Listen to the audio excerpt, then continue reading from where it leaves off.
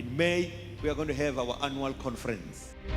There is an expectation that God is bringing to the body of Christ, an expectation of finance, an expectation of blessing, an expectation of houses. And an angel appeared to Joseph at night. He says, and you shall call his name Jesus, for he shall save his people from their sin.